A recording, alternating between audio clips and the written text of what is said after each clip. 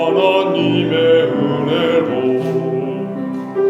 있을 데 없는 자 왜 구속하여 주는지 난 알 수 없도다. 난 알 수 없도다.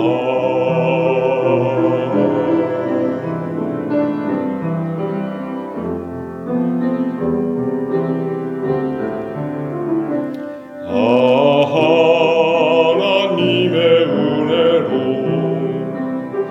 있을 데 없는 자 왜 구속하여 주는지 난 알 수 없도다. 난 알 수 없도다. 왜 내게 굳센 믿음과 또 복을 주셔서 내 맘이 항상 편한지 내게 성령 주셔서 내 맘을 감동해 주 예수 믿게 하시는지 내가 주를 믿고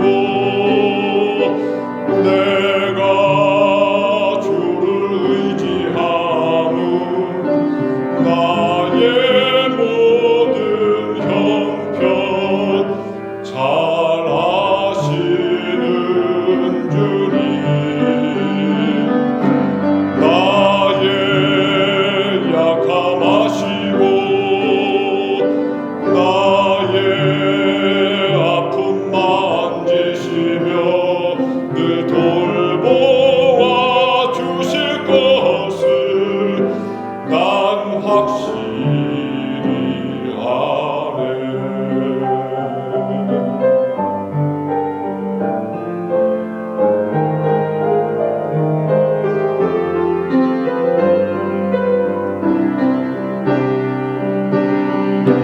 왜 내게 굳센 믿음과 또 복을 주셔서 내 맘이 항상 편한지 내게 성령 주셔서 내 맘을 감동해 주 예수 믿게 하시는지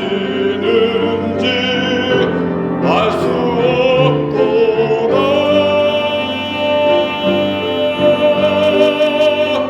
내가 믿고 또 의지함은 내 모든 형편 다 아는 주님 늘 돌보아 주실 것을 나는 확실히 아네. 내가 믿고 또 의지하는 내 모든 형편 아시는 주님 늘 돌보아 주실 것을 늘 돌보아 주실 것을 나는 확실히 아네.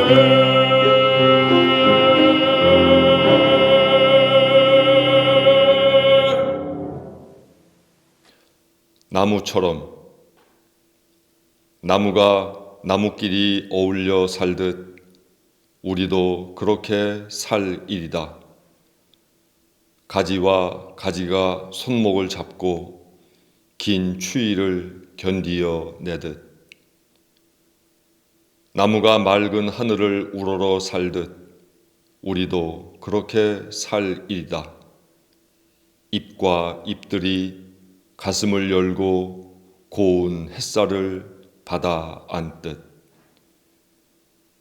나무가 비바람 속에서 크듯 우리도 그렇게 클 일이다. 대지에 깊숙이 내린 뿌리로 사나운 태풍 앞에 당당히 서듯 나무가 스스로 철을 분별할 줄 알듯 우리도 그렇게 살 일이다. 꽃과 잎이 피고 질 때를 그 스스로 물러설 때를 알듯 많은 고난을 이겨온 그래서 오래 묵은 나무들을 보면 그 나무는 무생물처럼 여겨지지 않고 살아 숨쉬는 그래서 큰 가르침을 주는 그런 스승 또는 어른처럼 느껴집니다. 그래서인가 그런 나무를 만나면 마음이 푸근해지고 왠지 기대고픈 마음도 들어서 그 나무에 안겨보기도 하고 때로는 외경심을 갖게 되기도 합니다. 아프리카 탄자니아와 잠비아에서 보았던 바오밥 나무, 수백 년 묵은 그 나무 밑에 가만 서보니 저라는 존재가 얼마나 작은 걸 느끼게 되었고 그 수백 년 세월 버텨온 나무의 지혜를 저는 한치도 따라갈 수 없다는 사실에 대하여 스스로 부끄럽게 여겨졌습니다. 나무를 볼 때마다 오늘 시인이 이야기한 그 가르침을 함께 회상해 보았으면 좋겠습니다. 우리 곁에 수많은 나무가 있습니다. 우리 곁에 수많은 스승이 있습니다. 그 스승들이 가르쳐 주는 대로 나무처럼 아름답고 푸르르고 그리고 어울려 살 줄 알면서 시대도 분별할 줄 아는 지혜를 갖추게 되기를 간절히 바랍니다.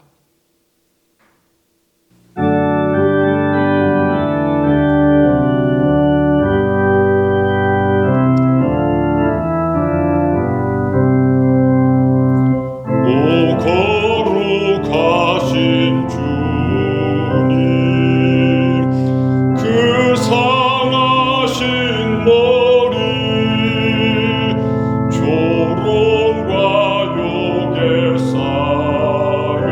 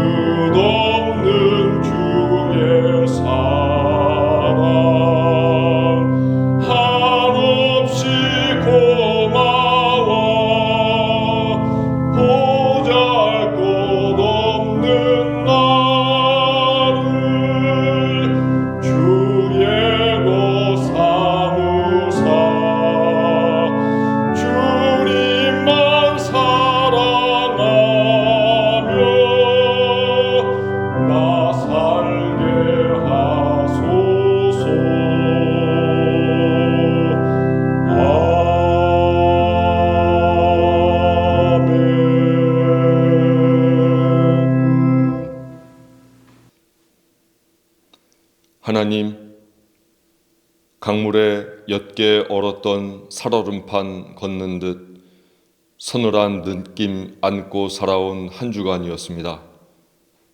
수그러질 만도 한데 위기의 박자 점점 속도 빠르게 강박으로 뛰고 고립감에 지친 이들 이제 인내의 바닥 드러내고 있습니다. 무한한 능력 자랑하던 인류 모두 무기력함에 빠져 혼돈 경험하고 있습니다. 불쌍히 여기소서, 자비를 베푸소서. 하나님, 산과 들 걸으며 돌아보니 작은 희망의 소식 듣습니다. 육중한 바위 틈으로 바위취 동그란 잎들 한 물이 이루어 햇빛 향해 뻗어가고 아직 찬바람 여전한데 밭둑에 자리 잡은 쓴바귀 제 삶이다 여기며 잎 길다랗게 키우고 있습니다. 양으로 승부하는 노란 민들레에게 늘 져주며 자리 양보하는 하얀 민들레, 교회당 옆 양지에서 싹 틔우고 잎만큼 큰 노란 꽃 피우는 동의나물, 형님 같은 향나무 그늘에서 돋고 있습니다. 가시 날카로우나 맑은 향 선물하는 찔레나무, 가지마다 연분홍 꽃눈 만들어냈습니다. 마을 안악들 볕 좋은 오후 바구니 들고 튼실이 큰 냉이와 고들빼기 캐기 위해 손 분주히 움직입니다. 하나님, 친히 창조하신 만물 이 고난의 때 고운 모습으로 위로의 샘 되어 주듯 이 시대 교회도 그리스도인도 그같이 살게 하소서. 모든 일에 감사하라 가르쳐 주신 예수 그리스도의 이름으로 기도합니다. 아멘.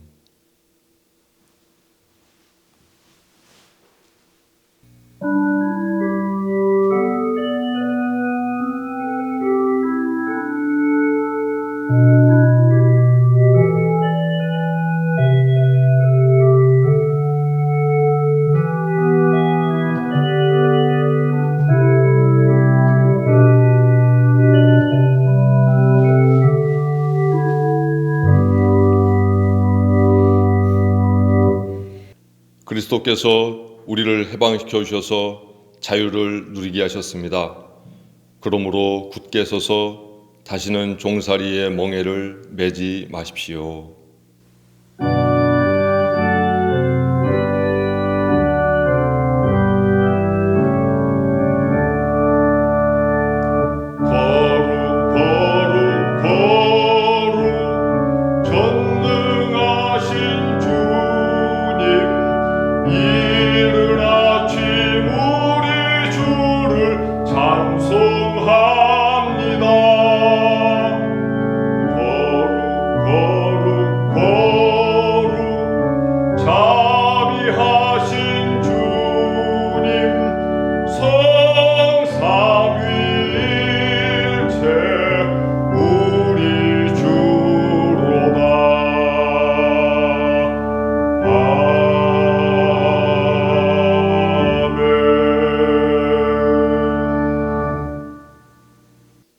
오늘 하나님 말씀은 고린도전서 1장 22절부터 29절에 있는 말씀입니다.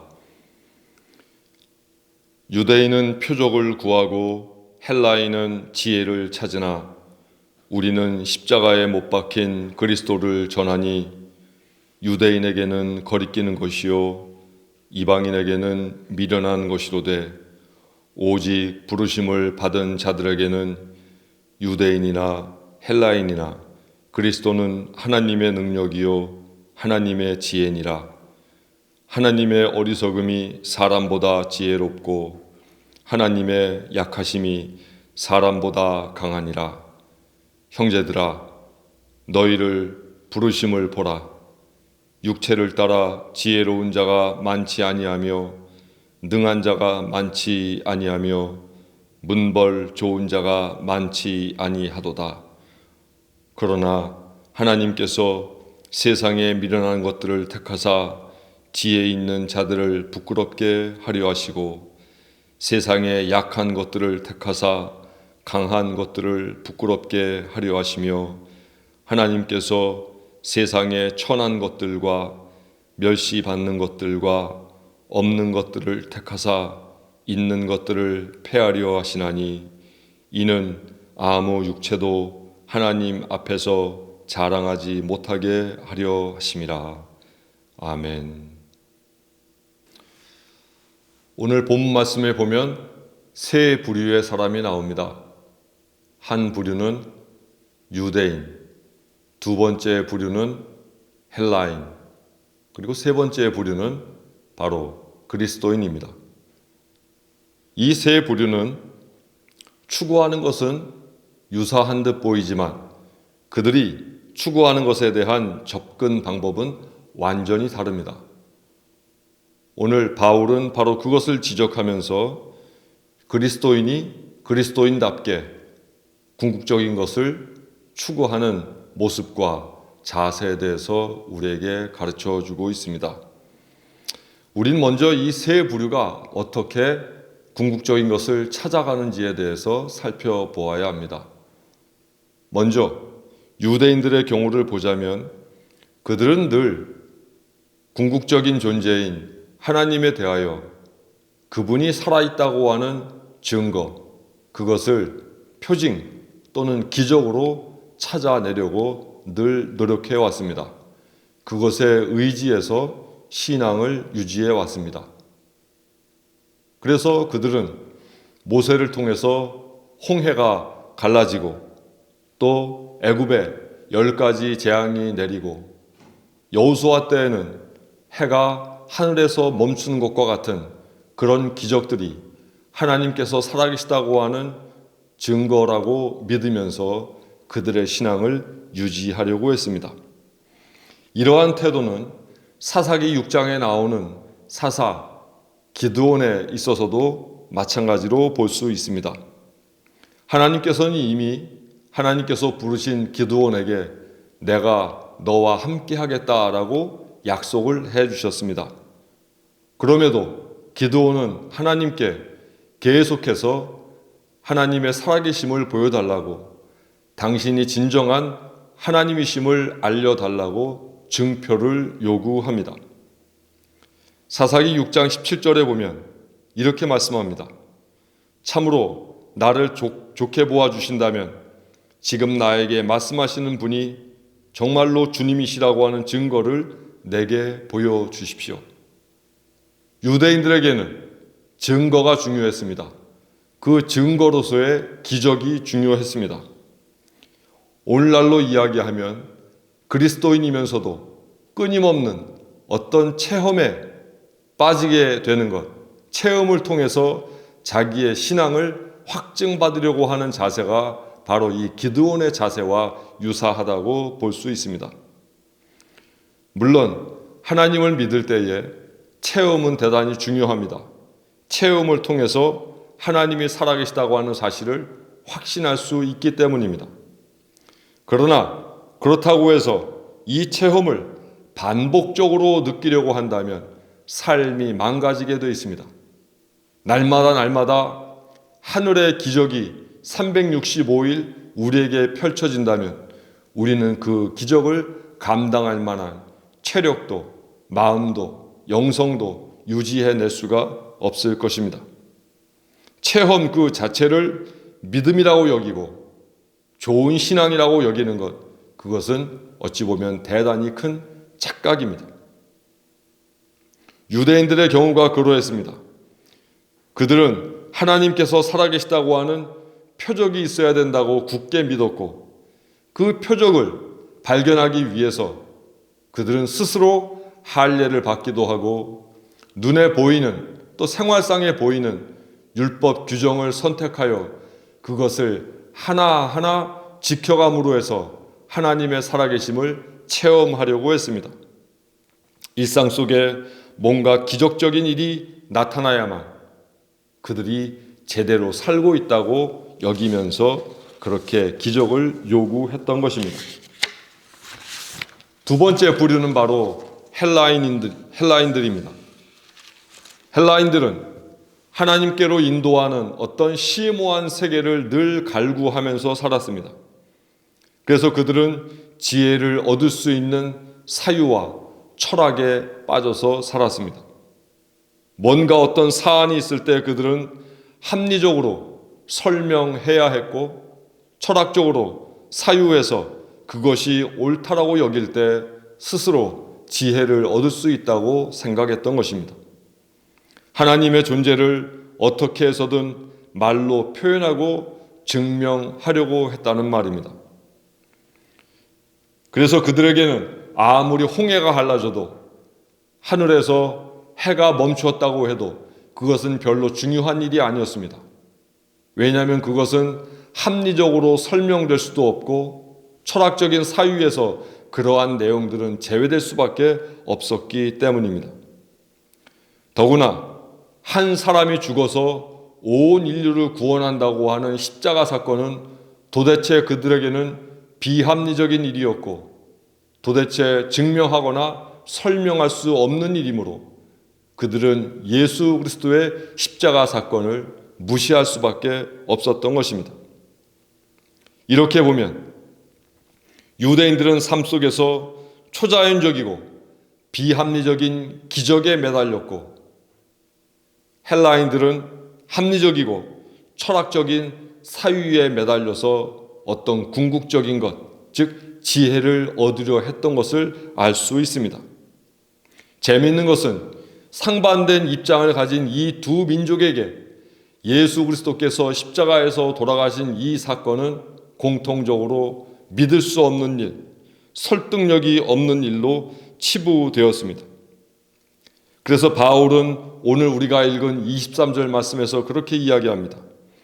그리스도가 십자가에 달리셨다는 것은 유대인에게는 거리낌이고 이방 사람에게는 어리석은 일이다.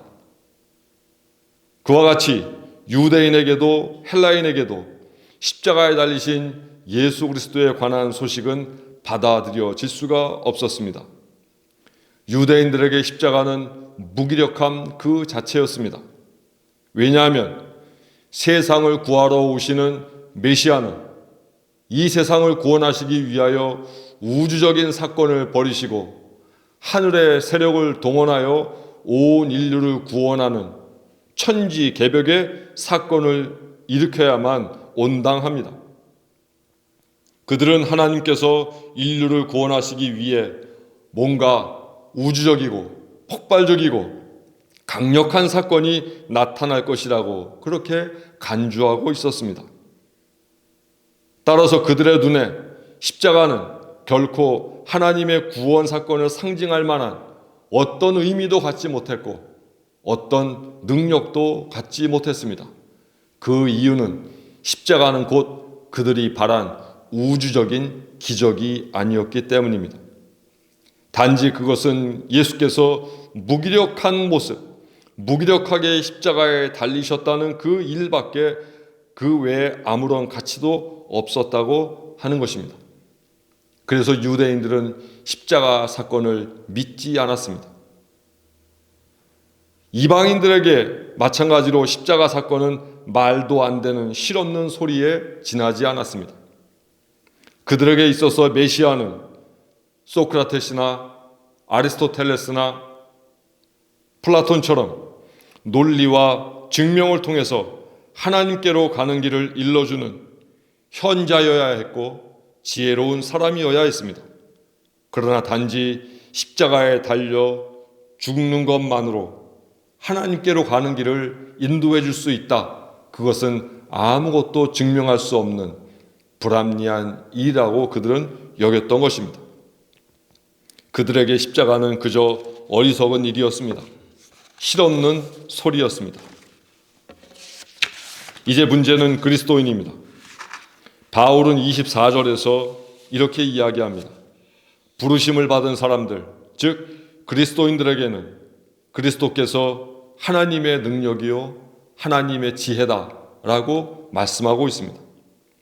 뒤이어 나오는 25절에서는 하나님의 어리석음이 사람의 지혜보다 더 지혜롭고 하나님의 약하심이 사람의 강함보다 더 강하다 강조하고 있습니다. 여기서 우리는 귀중한 우리 삶의 교훈을 깨닫게 됩니다. 남들이 볼 때 무기력하고 어리석어 보이는 우리 그리스도인의 삶은 모두 하나님께 기초하고 있는 것이고, 어리석어 보이지만 실제로는 영악하게 세상을 살아가는 사람들보다 훨씬 더 지혜로운 삶이라고 하는 것입니다. 그리스도인은 영악하게 세상적인 기준에 맞추어서 인간의 지혜에 의지해 살아가는 사람들이 아닙니다. 남들이 볼 때에는 미련해 보이고 어리석어 보여도 그리스도를 본받아 살아가는 것이, 조금 손해보더라도 예수를 따르는 것이 사실은 더 지혜로운 일이라고 믿는 사람들입니다. 그리스도인에게 그리스도는 유대인들이 추구했던 하나님의 능력입니다. 그리스도인들에게 그리스도는 헬라인들이 추구했던 하나님의 지혜입니다. 그리스도인이 예수 그리스도를 본받아 살면 세상 사람들이 볼 때는 미련하고 어리석어 보이지만 그런 삶이야말로 궁극적으로 하나님 앞에서 지혜로운 삶이라고 하는 사실을 우리에게 알려주고 있습니다. 오늘 여기에 함께 마음을 같이 하는 우리 모두를 돌아보면 우리 스스로 세상에 나 자신을 자랑스럽게 내세울 수 있는 사람은 별로 없습니다. 왜냐하면 우리 가슴에는 어떤 풀지 못한 한이 여전히 있고, 살아온 삶을 보면 여전히 후회가 막심하고, 우리가 살아가는 세상에서 우리는 어찌 보면 조금 비껴 서 있는 존재라고 하는 사실을 알 수 있습니다. 그리스도인은 그와 같이 세상에서는 별 볼 일 없는 존재들일지 모릅니다. 그런데 하나님께서 못난 우리들을 부르셔서 당신의 아들이요 딸로 삼아주셨고, 그래서 예수 그리스도의 제자로 만들어서 그 복음의 혜택을 받게 해주셨습니다. 교회에 다니고 그리스도인 되는 것, 어떤 합당한 자격이 있기 때문이 아닙니다. 못나고 못난 우리를 하나님은 무한히 사랑하셨고, 그래서 당신의 자녀요 그리스도인으로 만들어 주신 것입니다. 오늘 본문에 나오는 고린도 교회 그리스도인들도 역시 마찬가지입니다. 고린도라고 하는 그 지역 자체가 사실은 많은 사람들이 살지 않던 곳인데, 그곳을 개발하기 위하여 로마 제국은 노예들을 그곳에 많이 파송해서 각종 건축, 토목 공사를 진행했습니다. 따라서 고린도 주민들은 약 90% 이상이 과거 노예 출신들이었던 것을 알 수 있습니다. 당연히 고린도 교회 교인들도 그와 같이 노예 출신으로 이제는 자유를 얻은 사람들임이 분명합니다. 그래서 26절을 보면 이렇게 되어 있습니다. 여러분이 부르심을 받을 때에 여러분의 처지가 어떠했는지 생각해 보십시오. 육체로 보아서 지혜 있는 사람이 많지 않고 권력 있는 사람이 많지 않고 가문이 훌륭한 사람이 많지 않습니다. 즉 모두가 사회적인 평균으로 보면은 그 이하의 사람들이다, 그렇게 바울은 이야기합니다. 하지만 하나님께서는 그렇게 못난 고린도인들을 불러서 고린도 교회 그리스도인으로 삼아주셨습니다. 왜 그럴까? 그 이유를 27절로 29절에서 설명하고 있습니다.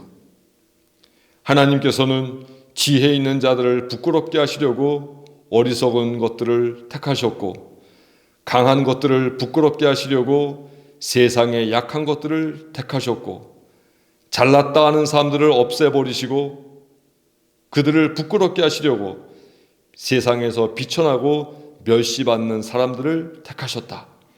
그렇게 해서 하나님 앞에서는 누구도 스스로를 자랑하지 못하게 했다. 한마디로 말하면 잘났다고 여기면서 남을 무시하는 이들, 가졌다고 하면서 남을 깔보는 이들, 이런 이들을 부끄럽게 하시기 위해서 어리석고 가난한 사람들을 선택하셨다는 이야기입니다. 하나님께서는 소위 지혜가 뛰어나고 부유하고 권력이 있다고 하는 이들을 선택하지 않으셨습니다. 왜냐하면 지혜와 부와 권력은 모두 시대에 따라서 공간에 따라서 변하는 상대적인 것이기 때문입니다. 유한한 것이기 때문입니다. 그것은 단지 인간들끼리 서로 인정해 주는 것일 뿐 하나님 앞에서는 사실은 별거 아니기 때문입니다. 온 우주를 놓고 볼 때 우리 지구라고 하는 땅덩이는 사실은 먼지에 지나지 않습니다. 그 먼지 속에 70억 명이 살아갑니다. 그래서 이 먼지 같은 지구를 70억 분의 1로 분할해 살아가면서 거기에서 네가 크고 내가 크고 이렇게 따지는 것은 온 우주적인 관점에서 볼 때 대단히 부끄럽고 어리석은 일일 수밖에 없습니다. 하나님의 입장에서 볼 때 사람이 힘이 세고 부유하고 똑똑하다는 거 사실은 별거 아닙니다. 그러면 하나님의 비밀은 무엇일까? 그것은 바로 어리석어 보이지만 미련해 보이는 삶이지만 그리스도께서 가르쳐 주신 말씀대로 고지곧대로 살고 삶을 그렇게 정직하게 정립해 나가면 그것이야말로 진정한 하나님의 지혜요 진정한 하나님의 능력이라고 하는 것입니다. 유대인들이 알고자 했던 하나님의 지혜, 헬라인들이 알고자 했던 하나님의 능력, 이 두 가지 모두 그리스도 예수를 따라 살면서 남들에게는 좀 어리석고 미련하게 보이지만 하나님의 지혜와 능력으로 살아가는 우리의 삶이야말로 가장 지혜롭고 권능이 있는 삶이라고 하는 사실을 알려주고 있습니다. 인간의 눈으로 볼 때 너무 영악하게 사는 것은 뻔히 그 수가 다 보입니다. 자기 생각에는 정말 똑똑하고 내가 머리 써서 뭔가 더 얻어낼 수 있는 것처럼 여기지만 다른 사람들도 이미 그 수를 다 알고 있고 그가 교활하고 영악하게 살고 있다고 하는 사실도 이미 잘 알고 있습니다. 그런 사람에게는 사람이 꼬이지 않습니다. 그런 사람에게는 하나님도 가까이 다가가지 않습니다. 만약 하나님이 가까이 하시지 않는다면 우리는 그렇게 살아서는 안 됩니다. 너무 영악하게 살아가지 마십시오. 너무 계산에 의해서 그렇게 살아가지 마십시오.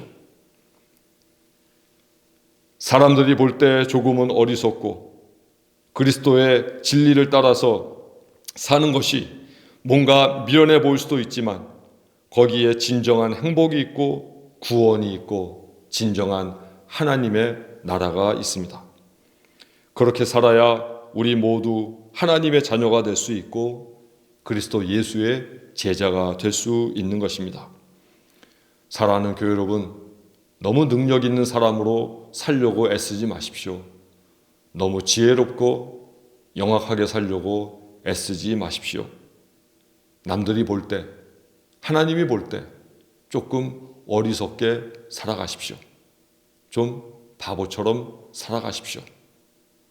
하나님이 우리 그리스도인들을 보며 지혜롭지 못하게 너무 정직하게 세상을 산다는 것을 보실 때에 우리의 부족한 부분을 분명히 채워주실 것입니다. 그래야 하나님의 은혜를 입을 것입니다. 조금만 더 바보처럼 살아가야 합니다. 바보처럼 사셨던 그리스도 예수를 따른다면 우리 그리스도인도 예수 닮은 바보가 되어야 합니다.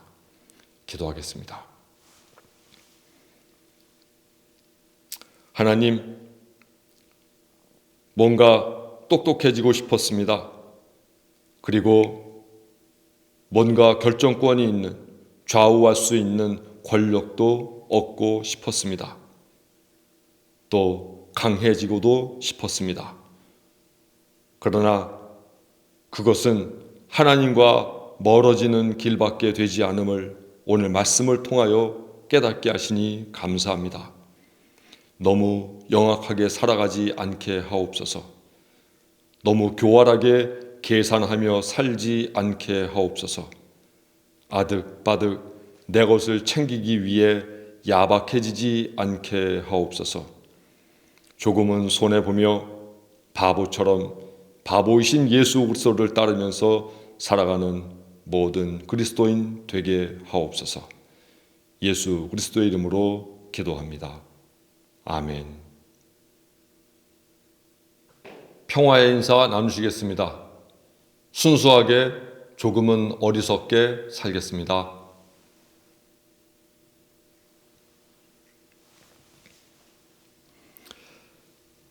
예수 그리스도를 본받아 사십시오.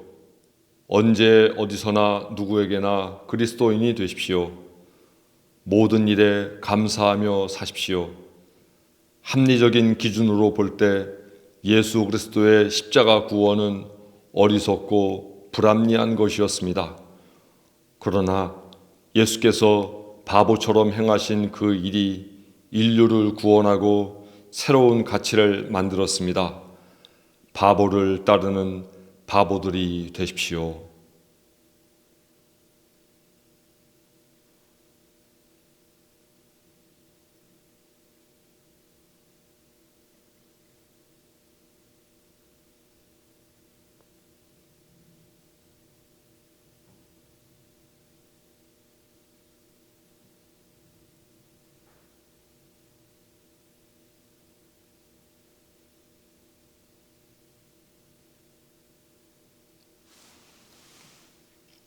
지금은 우리 주 예수 그리스도의 은혜와 하나님의 크신 사랑과 성령의 교통하심이 바보 예수를 따라 바보 그리스도인 되어 살고자 하는 원천 신앙 공동체 모든 교우들 머리 위에 지금부터 영원토록 함께 하시옵기를 간절히 축원하옵나이다.